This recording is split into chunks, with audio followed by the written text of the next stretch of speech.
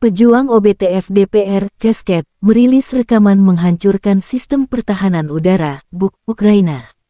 Pertahanan udara musuh dihancurkan dengan drone UAV, Lancet 3. Serangan tepat sasaran dan terekam kamera, demikian keterangan di media resmi OBTF Kasket. Asap tebal dan ledakan berkali-kali terjadi setelah drone mengenai targetnya, kejadian di wilayah Donetsk yang masih dikuasai Ukraina. BUK adalah keluarga sistem rudal permukaan ke udara jarak menengah self-propelled yang dikembangkan oleh Uni Soviet dan negara penerusnya, Rusia. Ukraina juga memiliki ratusan unit BUK namun jumlahnya diprediksi terus berkurang selama konflik dengan Rusia.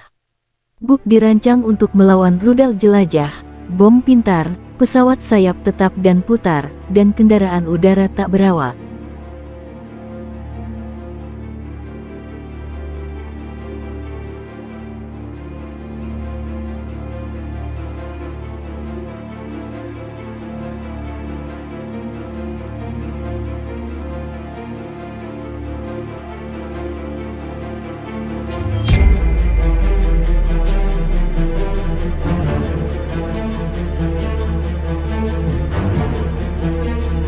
Kemenhan Rusia melansir Ukraina sudah kehilangan total 411 jet tempur, 228 helikopter, serta 8.787 tank dan kendaraan lapis baja.